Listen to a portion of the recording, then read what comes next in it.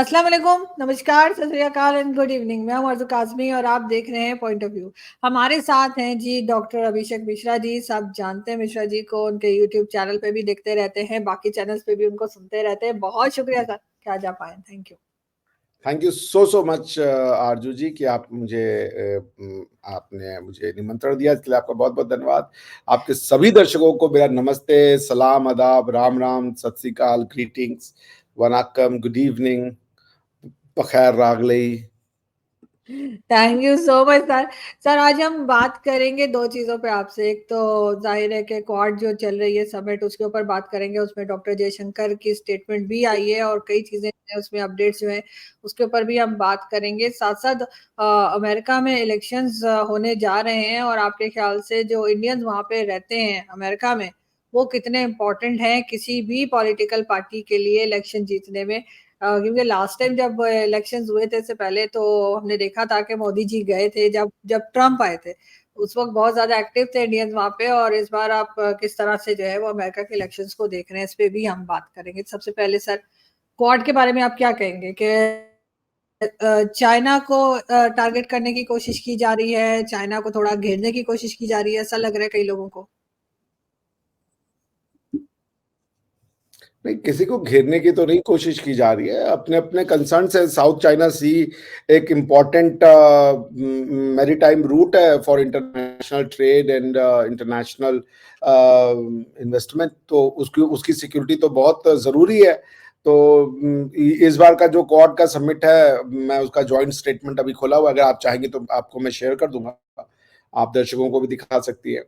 तो उसमें कंसर्न्स व्यक्त किए गए हैं, जैसे चाइना और अरे अमेरिका और जापान ने कहा कि we are really worried with the strategic worries we have with regard to the growth of China in South China Sea. देखिए, ऐसा है कि पॉइंट ये है कि China doesn't want to play by the rules of the game. जहां तक maritime order है, उसके लिए यूएन क्लॉज कहते हैं, United Nation Convention on the Law of Sea, वो इनफ है। उसको अगर आप फॉलो करें तो उसमें मोस्ट ऑफ द जो डिस्प्यूट्स हैं उसको रिजॉल्व करने की व्यवस्था की गई है। मगर चाइना अपना ही सिस्टम बना रहा है, उनकी जो अपनी अंडरस्टैंडिंग है लीगल सिस्टम की, अपनी अंडरस्टैंडिंग है जो लॉ की, वो उसके हिसाब से चल रहा है। तो ये फिलीपींस के शॉल आइलैंड में लेकर के उनका जो डिस्प्यूट हुआ था वो सबको पता है। उसके बाद वो केस को भी आ रहे हैं हैम्बर्ग के ट्राइब्यूनल में, सी ट्राइब्यूनल में, law of the sea tribunal में। उसको उन्होंने इम्प्लीमेंट नहीं किया, यानी कि वो डिसीजन को उन्होंने माना नहीं, वो अपनी ही बात मान रहे हैं। तो पॉइंट ये कि अगर आप नियम के हिसाब से नहीं खेलिएगा, वैसे मान लीजिए आरजू जी, हम लोग अगर लूडो खेल रहे हैं तो नियम तो चाहिए ना। ये तो नहीं है ना कि आपका मन हुआ तो मेरी गोटी काट दे पर आपकी गोटी काटे, बोले, ऐसा कोई रूल ही नहीं होता है। तो नियम की जो बात है, रूल्स की जो बात है, China doesn't want to play by the rules, China wants to have its own rule. वो दुनिया को एक्सेप्ट नहीं है। तो क्वाड के स्टेटमेंट में ये आया, ये खास करके ये बात जो है उसको हाईलाइट की गई। अगर चाइना का नाम लिया गया तो सोचिए कितनी बड़ी बात है। अगर आप देखेंगे उसका पैराग्राफ नंबर 5 जो है उस स्टेटमेंट का, और जो मैंने कहा एग्जैक्टली वही चीज उसमें लिखा हुआ है। मैं अभी आपको जब बता रहा था यूएन क्लॉज, उस समय मैंने पढ़ा नहीं था स्टेटमेंट को, तो मैंने अभी ये जब मैंने इसको खोला तो देखिए जो मैंने बोला एग्जैक्टली वो चीज लिखी हुई है। मैं पढ़ देता हूं इसको।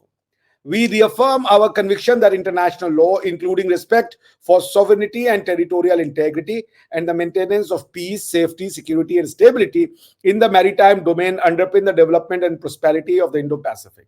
इसका मतलब यह है कि हम ये दोबारा से इसको सबको रिफॉर्म करते हैं, बताते हैं कि भाई इंटरनेशनल लॉ में हमारा विश्वास है, और जो इंटरनेशनल लॉ के प्रिंसिपल ऑफ सॉवरेनिटी है कि सब देश एक दूसरे के बराबर है, कोई किसी से छोटा नहीं है, सब देशों की सीमाएं जो हैं वो बहुत इंपॉर्टेंट है, उनका कोई एक्सेप्शन नहीं है, जिसकी जो सीमा तय कर दी गई है वो अपनी ही सीमा में रहेगा। उसके बाद जो मेंटेनेंस ऑफ पीस, सेफ्टी और सिक्योरिटी और स्टेबिलिटी है मैरीटाइम डोमेन में, वो बहुत इंपॉर्टेंट है इंडो पैसिफिक के डेवलपमेंट के लिए। This is what the word they are using is Indo Pacific.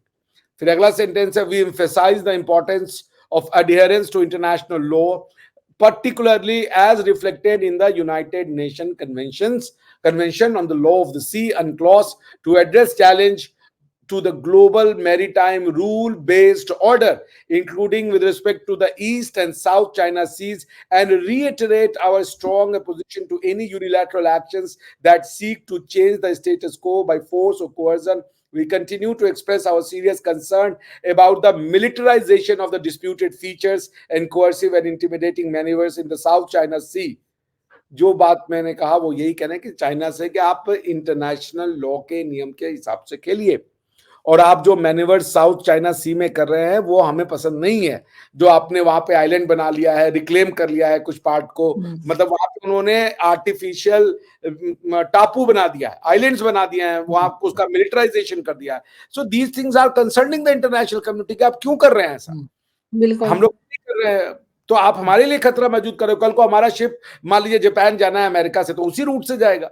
अब आपका वहां पे वो है, क्या नाम है, आपके वहां पे से वो सैनिक अड्डे हैं नौसेना के, यानी कि नेवी के, तो फिर आपकी तो दादागिरी चलेगी उससे। भाई अगर करना ही है सैनिक अड्डे बनाने हैं तो सबका बनाओ। मैरीटाइम ऑर्डर इसी को कहते हैं, जैसे सोशल ऑर्डर है वैसे मैरीटाइम ऑर्डर है।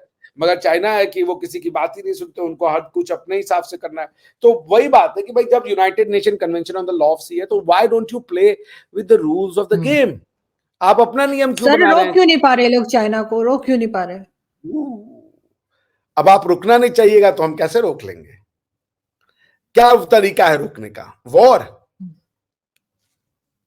दे आर रेडी। वो डरा रहे हैं आपको। नहीं, जो सैंक्शन वैंक्शन लगा देते हैं हर कंट्री के ऊपर, सर हर कंट्री के ऊपर तो सैंक्शन लगाने की बोल देते हैं अमेरिकन, इन पे क्यों नहीं कहते?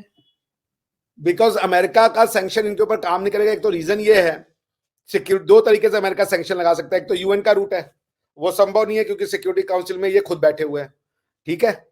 दूसरा, अमेरिका खुद का वो सैंक्शन लगा दे, उससे फायदा क्या होगा? आज अमेरिका के जो गुड्स आते हैं, दुनिया के 90% गुड्स जो है वो चाइना में बनते हैं। अमेरिका के मिडिल क्लास की कमर टूट जाएगी अगर वो वहां पे प्रोडक्शन करवाने लगे, जो जो रीजनेबल प्राइस पे कपड़े या दूसरे जो गुड्स है वो अगर चाइना से आने बंद हो गए तो बहुत से कंट्रीज की हालत खराब हो जाएगी। यही तो जयशंकर साहब ने कहा था ना यूरोप में। उन्होंने कहा जब गलवान में चाइना हमारे ऊपर चढ़ बैठा था, तब तो आपने चाइना से ट्रेड नहीं बंद किए। आप चाइना से क्यों नहीं बंद कर दिए ट्रेड? आप चाहते तो रोक देते साला ट्रेड, चाइना फिर मजबूर हो जाता, इंडिया से अपनी फोर्सेस हटाता। आपने नहीं रोका। और आप जब आपकी रशिया से लड़ाई हुई है तो आप कह रहे हैं रशिया से वो तेल मत खरीदो, क्योंकि रशिया उसी तेल से इस वॉर को फाइनेंस कर रहा है। तो चाइना किस पैसे से वॉर को फाइनेंस करता है इंडिया में? मतलब यूरोप के पैसे से चाइना का वॉर फाइनेंस हो तो वाह जी वाह, वो तो आपका पर्सनल मैटर है। और अगर इंडिया जो है रशिया से वो वेपन ले ले, रशिया से सॉरी तेल ले ले, तो आप कह रहे हो रशिया इंडिया जो है वो वॉर फाइनेंस कर रहा हो। सीटीएस स्टेटमेंट तो नहीं चलेगा ना। तो बॉटम लाइन है कि आप चाइना को कैसे रोक लीजिएगा? क्या तरीका है? डिपेंडेंस इतनी ज्यादा है चाइना पे, उसको रोकने का तरीका जो है वो मार्को रूबियो साहब का जो नया बिल आ रहा है कि वो जो realignment of the certain minerals, जो ट्रेड इन मिनरल्स है उसकी रीअलाइनमेंट, एक एक्ट वो ला रहे हैं कि सारा कुछ आप चाइना से मत खरीदिए, इसको अब आप इसको डिस्ट्रीब्यूट कीजिए। चाइना का जो मैन्युफैक्चरिंग प्रोग्रेस है उसको आप डाइल्यूट कीजिए, उसमें कुछ हिस्सा इंडिया के पास आए, कुछ वियतनाम के पास जाए, ऐसे करके you have to realign the world logistical model. तो ये एक दिन में नहीं हो पाएगा कि आप यहाँ पे लगा दिए फिर आपका क्या होगा? जैसे यूरोप ने रशिया के तेल पे रोक तो लगा दी, उनके यहाँ पे इतना प्राइस शूट अप करके, मैं तो था उस समय यूरोप में, इन्फ्लेशन से जान चली गई थी। तो इसलिए इट्स नॉट दैट इजी। और वॉर आप चाह रहे हैं, वॉर तो हो नहीं सकता। तो यही है कि अब वॉर क्वाड मैं बन नहीं गया कह तो रही, फिर अभी मैं वॉर मैंने ऑप्शन नहीं दी थी। मैं यही पूछ रही थी कि क्या ऑप्शंस नहीं, क्या मैं हो समझ रहा हूँ सकती आपने हैं। नहीं कहा था। हाँ। यही है ऑप्शंस, वही मैंने कहा, मैं समझ रहा हूँ आप वॉर नहीं कह रही थी। मतलब मेरे कहने का मतलब है कि और कैसे रोका जा सकता है सैंक्शंस? मैंने आपको बता दिया यूनाइटेड नेशन का सैंक्शन लग नहीं सकता क्योंकि सिक्योरिटी काउंसिल में चाइना खुद बैठा हुआ है। रही बात की क्या यूएस कोई सैंक्शन लगा देगा तो क्या उनसे ट्रेड नहीं लोगे? उन्हीं के बनाए हुए गुड्स पे तो अमेरिका जिंदा है, सब तो मेड इन चाइना है। अपने सामान रातों रात खाली कर दोगे? नहीं हो सकता वो। उसको ये slow, because it's a trade. आपको टेंस कम करनी पड़ेगी चाइना के ऊपर, because you have made yourself completely 90% goods manufacture करता है चाइना। भैया आप इसको मजाक समझ रही? China is the factory for the world. जी बिल्कुल ऐसा ही है। लेकिन सर आप कोई चाइनीज कनेक्शन यूज कर रहे हैं, क्योंकि बार बार फ्रीज हो रहा है आपका आपका फ्रेम ना। तो ऐसा तो नहीं कि कोई चाइनीज कनेक्शन आप यूज कर रहे हैं। लेकिन खैर अभी अभी थोड़ा बेहतर हुआ है, बीच में थोड़ा थोड़ा फ्रीज हो रहा था। लेकिन सर अगर हम बात करें अमेरिका की, आपके ख्याल से भारत के लिए क्या बेहतर है, कि ट्रम्प आ जाए या दूसरी तरफ की जो पार्टी है और उसमें जो कैंडिडेट्स हैं, क्या उनको आप सपोर्ट करते हैं? और आपके ख्याल से जो अमेरिका में जो इंडियंस रहते हैं, क्या वो उनके यहाँ इलेक्शन के रिजल्ट्स में बदलने में या जो भी है लाने में कोई रोल प्ले करते हैं? नहीं, कोई रोल नहीं प्ले करते हैं। Indians are less than 1%। तो राइट। वोट वाइज तो वो इनसिग्निफिकेंट है, ठीक है ना। उनके वोट से कोई एक दो किसी सीट पे फर्क पड़ जाए तो पड़ जाए, अदरवाइज वो क्रूशियल नहीं है। पैसा बहुत है, वो फैक्टर करता है। अब जैसे आप देख लीजिए, मैं नाइजल फराज को सुन रहा था अभी कुछ दिन पहले। उसने कहा कि अमेरिका के लोगों को कहा कि keep an eye on this thing, ये जो विवेक रामास्वामी है, you will have lot to hear from him for years to come. तो इंडियंस हैं, काम कर रहे हैं, मगर ये कहिए कि वो प्रेसिडेंट कौन बनेगा इसका डिटर्मिनेशन कर सकते हैं, उतनी न्यूमेरिकल स्ट्रेंथ नहीं है इंडियंस की।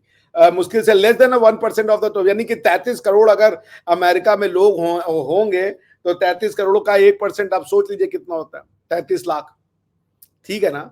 तो 33 लाख हम इंडियन मिलकर के क्या कर सकते हैं? कुछ नहीं। उसमें सबके पास तो वोटिंग राइट भी नहीं होगा, जो बच्चे होंगे आधे, तो या मतलब एक चौथाई भी। सो पॉइंट ये कि कौन आएगा ये नहीं है, मगर मैं ये जानता हूं कि इंडियन जो होंगे वहां पे, वो प्रो इमिग्रेंट जो गवर्नमेंट होगी उसको वोट करेंगे।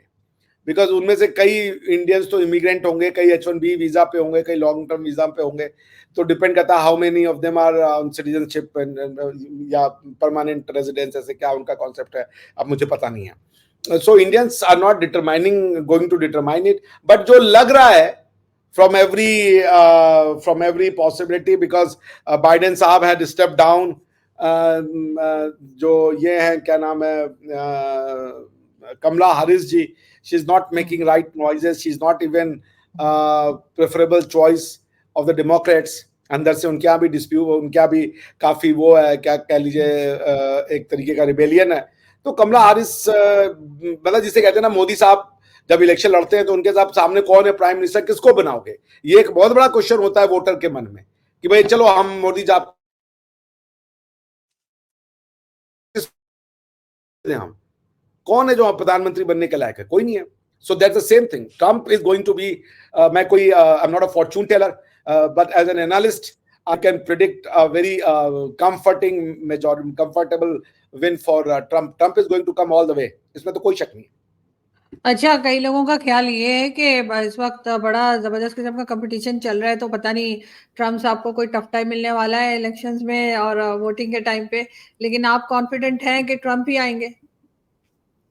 अब डिपेंड करता है आप फॉक्स देख रही हैं या आप CNN देख रही हैं। सो अगर आप CNN देख रही हैं और आप CNBC देख रही हैं, तो of course Miss Kamala Harris is very popular. उनको एज अ प्रोजेक्ट किया जा रहा है as a lady of iron well, gate prosecutor और ये। बट मैंने जो अपने अमेरिकन दोस्तों से बातचीत की है, कुछ गोरे हैं, कुछ जो वो हैं, दे ऑल आर सेइंग कि कमला हैरिस का, बाइडेन साहब के जाने से डेमोक्रेट्स का मोराल टूट गया। तो वो जो एक मोमेंटम बना था कि बाइडेन साहब कुछ टफ फाइट देंगे, क्या वो है? आई में अगेन, मैं तो दूर से बैठ के 5-6 लोगों से बात करने के बेसिस पे ही ये कह रहा हूँ। कोई अगर अंदर है अमेरिका के तो उसके पास ज्यादा इंफॉर्मेशन होगी, लेकिन जो मैंने जिन लोगों से बातचीत की है वो लोग सब यही कह रहे हैं कि ट्रंप का आना सुनिश्चित है, क्योंकि डीप स्टेट से नाराजगी ज्यादा है। लोग बाइडेन साहब से उतने नाराज नहीं है, लोग कमला हैरिस साहब से उतना नाराज नहीं है, जितना वो डीप स्टेट से नाराज हैं कि डेमोक्रेसी को असर्व कर लिया है डीप स्टेट ने। डीप स्टेट जो चाह रहा है वो वही हो रहा है। तो बल्कि ट्रम्प का तो ये भी मानना है कि उनकी जो लास्ट टाइम जो डिफीट हुई थी उसमें भी डीप स्टेट का हाथ है। तो एक नाराजगी है कि there is a state within state, there is the democracy compromised, America को छीन लिया है, वोकिज्म है, टेरिटरीज जो है वो बॉर्डर क्रिमिनलिटी हो रही है, बहुत से चीजें है, राइज ऑफ इस्लामिक फंडामेंटलिज्म है, so many issues at stake. अब तो ये रिजल्ट ही बताएगा, लेकिन मेरा जो जो सोर्स है आरजू जी, जिनसे मैंने बातचीत की, one of them is a professor, वो बोले थे unfortunately Trump has a strong case to argue. Sir कई लोगों का ये भी ख्याल है कि अमेरिका में भी जैसे हमारे यहाँ होता है ना, एस्टेब्लिशमेंट है, अमेरिका की एस्टेब्लिशमेंट जो है वो सपोर्ट करती है किसी ना किसी को, और ट्रम्प को नहीं कर रही है, तो इस वजह से हो सकता है कि वो रिजल्ट चेंज करा दें। आपको लगता है कि वाकई में ऐसा हो सकता है? इसलिए कि एज अ पाकिस्तानी मुझे तो लगता था कि शायद ये काम सिर्फ पाकिस्तान में होता है या हमारी जैसी कंट्रीज में होता है। अमेरिका में रिजल्ट चेंज करवा देना या अपनी मर्जी की हुकूमत ले आना, क्या ये अमेरिका में भी हो सकता है? ये तो कहीं भी हो सकता है ना। पाकिस्तान का केस ये है कि पाकिस्तान में एक भी वोट वो नहीं पड़ता, वो बड़े बड़े स्तर पे करते हैं, लेकिन मैनिपुलेशन तो कहीं भी की जा सकती है ना। देखिए, डेमोक्रेसी कोई फूल प्रूफ तरीका तो नहीं है ना। हमारे यहाँ ईवीएम पे लोग क्वेश्चन उठा देते हैं, फिर आप बैलेट पेपर से दे रही हैं, अमेरिका में बैलेट पेपर के ऊपर क्वेश्चन, क्योंकि आप लास्ट टाइम देखिए क्या हुआ था, आयोवा या कौन से स्टेट का वो जो लास्ट काउंटिंग चल रहा था, और ट्रंप ने कहा कि काउंटिंग बंद कराओ, वोटिंग बंद कराओ, क्योंकि वोटिंग का समय जा चुका है, ये हो रहा है, वो हो रहा है, लेकिन लोगों ने मतलब उसको नहीं सुना। आप समझ रही हैं? जी जी। और तो वोटिंग होती इसलिए रही, टाइम के बाद भी वोटिंग होती रही, आप कहना चाह रहे हैं? ये तो देखिए, ये धांधली कह लीजिए या रूल्स में रिलैक्सेशन कह लीजिए, वो हर जगह होता है। डेमोक्रेसी कोई डेमोक्रेसी में जो गवर्नमेंट चुनने का जो मैकेनिज्म है, डेमोक्रेसी का मीनिंग होता है, उसमें से एक इलेक्शन उसका एक एंगल है। जैसे मान लीजिए जब हम कहें कि सूजी का हलवा, तो सूजी के हलवा में घी एक इंग्रेडिएंट है, वो सब कुछ नहीं है। उसमें मिठाई चाहिए, मीठा चाहिए, चीनी चाहिए, काजू, ये वो चाहिए। उसी तरीके से डेमोक्रेसी में इलेक्शन एक इंग्रेडिएंट है, इलेक्शन सब कुछ नहीं है। तो इलेक्शन में गवर्नमेंट जो बनती है, बिकॉज के एडमिनिस्ट्रेशन और गवर्नमेंट दो अलग चीजें होती है। एडमिनिस्ट्रेशन परपेचुअल होता है, मगर गवर्नमेंट जो है 4 साल 5 साल के लिए आती है और चली जाती है। चूंकि उनकी अकाउंटेबिलिटी होती है, तो वो एडमिनिस्ट्रेशन से अपने मन का काम करवा सकते हैं, प्रोवाइडेड कि एडमिनिस्ट्रेशन आपके साथ कोऑपरेट करने को तैयार है। तो जो आप डीप स्टेट कहती है, वो उसी एडमिनिस्ट्रेशन को कहती है कि एडमिनिस्ट्रेशन कई बार, अब आप बन तो गए, चीफ मिनिस्टर बन के आ गए, प्राइम मिनिस्टर बन के आ गए, आपका यार ये जो है सेक्रेटरी या पर्सनल सेक्रेटरी या चीफ सेक्रेटरी, उसने कहा सर आपने बात कर दी, आपको पता नहीं था, ये तो हो ही नहीं सकता, लॉ नहीं है, ये नहीं है, वो नहीं है। वो आपको लगेंगे ब्यूरोक्रेटिक नियम समझाने, आप हैरान परेशान हो जाएंगे कि यार ये क्या हो गया। तो सेम चीज ना, द सेम थिंग। तो वहां पे जो मुझे ये लगता है कि डेमोक्रेसी में थोड़ी बहुत बेईमानी हर जगह चलती है, और वो चलेगी भी। कोई चीज 100% फुल प्रूफ नहीं हो सकता, हमेशा डाउट रहेगा। हाँ, लेकिन लार्ज स्केल पे क्रेडिबिलिटी नहीं जानी चाहिए। लार्ज स्केल पे आप कहिए कि पूरा एकदम से ट्रंप एकदम हैंड्स डाउन विक्ट्री की ओर जा रहे थे और हरा दिए गए, ऐसा नहीं हो सकता।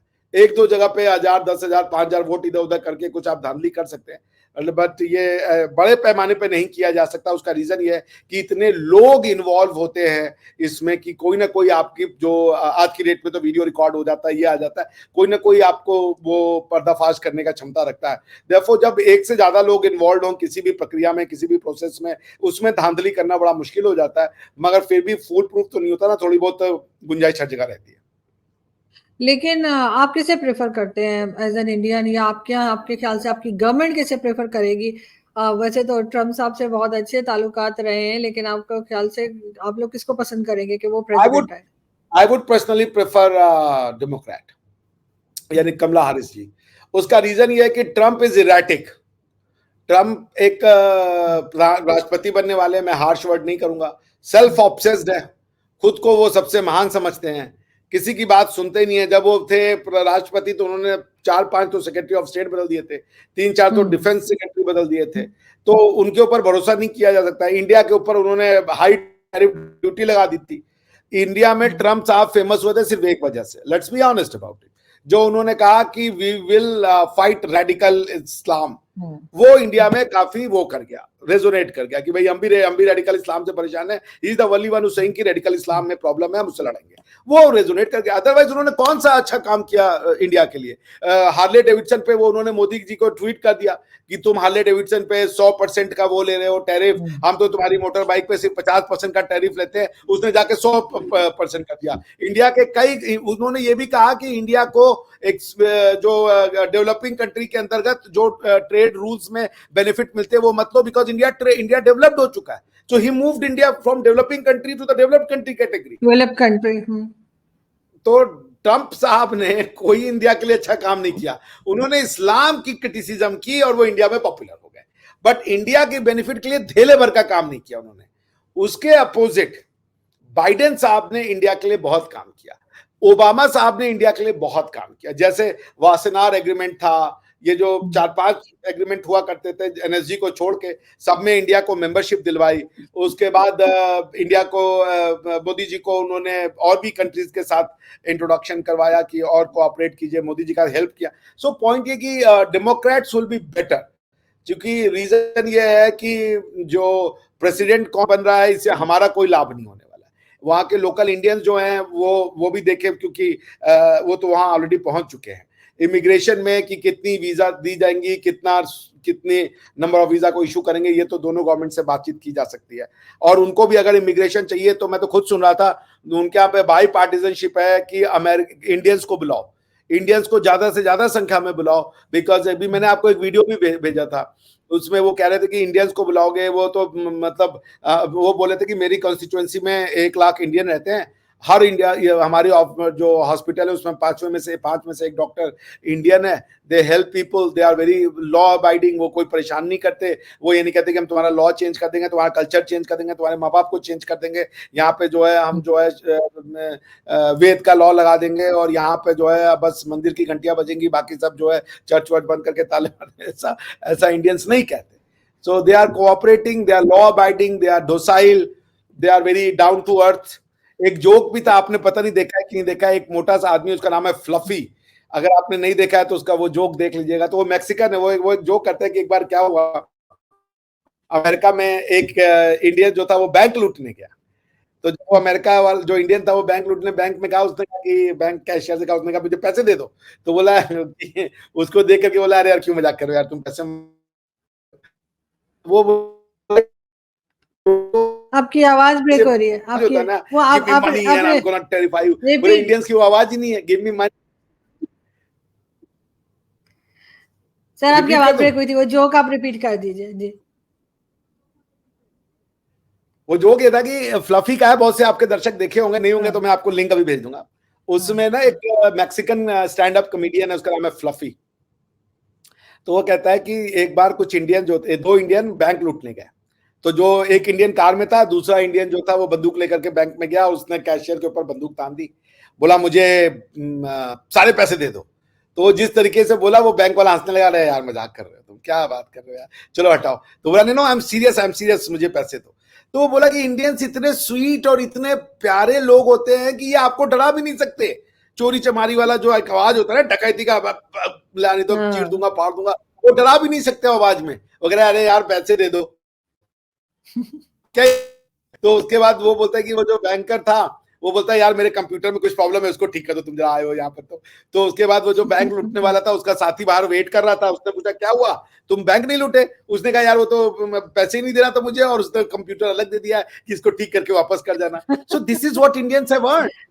Indians have earned a place of respect. Indians are trustworthy neighbour. आपका अगर पड़ोसी इंडियन है या हिंदू है, आप उस पर आंख बंद करके ट्रस्ट कर सकते हैं, आपकी बेटी सुरक्षित है, आपका बेटा सुरक्षित है, आपका नेबरहुड सुरक्षित है। आपको ये नहीं, यू विल नॉट, जैसे अभी मैं एक और देख रहा था कि इंडिया ने जो है वो मिसाइल फायर की है और अग्नि का टेस्ट किया था, तो यूरोपियंस ने कहा कि हम उनके ऊपर सैंक्शन क्यों नहीं लगाते।